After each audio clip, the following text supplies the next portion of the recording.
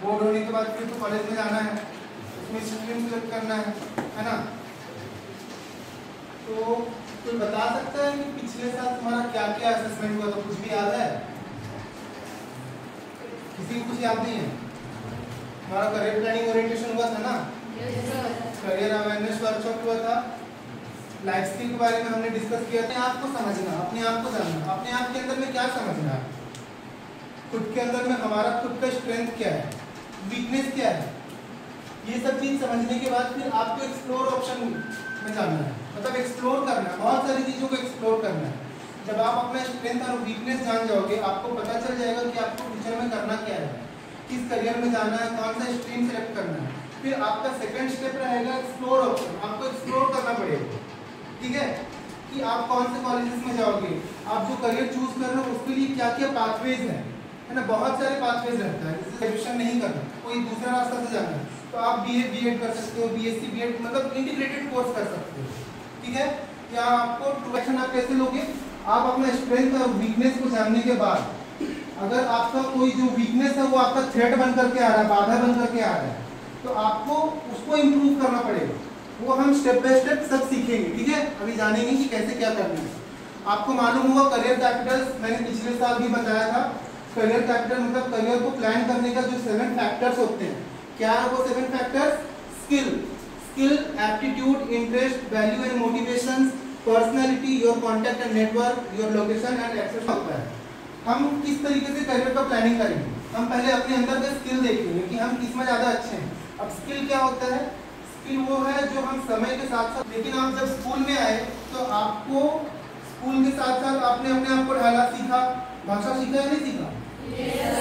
आप चाहे तो आप उड़िया भी बात कर सकते हो, आप इंग्लिश में भी बात कर सकते हो, अगर कोई और लैंग्वेज सीखना पड़े तो आप उसको भी सीख सकते हो और बात कर सकते हो। जैसे नया नया टेक्नोलॉजी, हमें पहले कंप्यूटर चलाना आता था जब हम छोटे थे? नहीं, हमने उसे टाइम के साथ साथ इम्प्रूव किया, है ना। तो स्किल वही होता है, हम जिसको टाइम के साथ इम्प्रूव कर सकते हो उसमें और डेवलप कर सकते हैं। एप्टीट्यूड, जो गुण हम में पहले से होता है, जैसे क्लासरूम में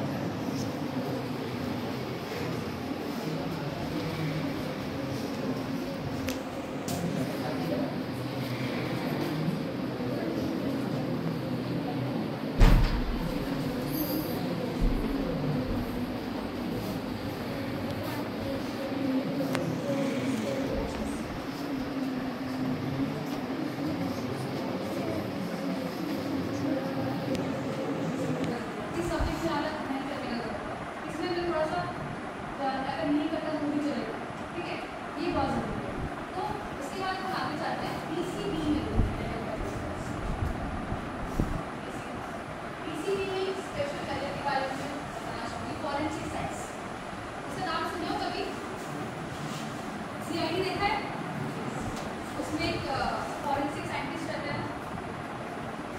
मैं ये एग्जाम्पल देता कि कल्चरल चीज़ों में काम करना है, कहीं पे कुछ डिस्कवर किया है कि ये जो है कितने साल पुराना है, जैसे हड़प्पन सिविलाइजेशन पढ़े थे हिस्ट्री में ये सब, तो वो जो बोन्स मिले थे वो कितने साल पुराने हैं, वो सब डिस्कवर करते हैं, जानते हैं, टेस्ट करते हैं, उसका जेनेटिकल टेस्ट करते हैं, तो वो सब भी फॉरेंसिक साइंटिस्ट करते हैं।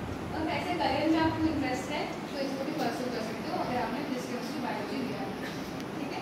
फिर है बाकी बहुत सारे करियर्स नेम है। एक आता है न्यूट्रिशन एंड होम साइंस।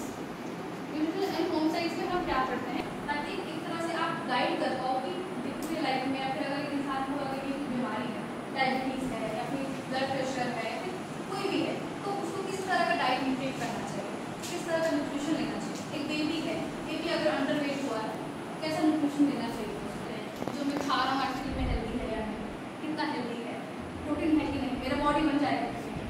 तो वो प्रॉपर्टी अगर बहुत इंटरेस्ट आ रहा है तो उसके बारे में आप उसकी पढ़ाई कर सकते हैं, ठीक है।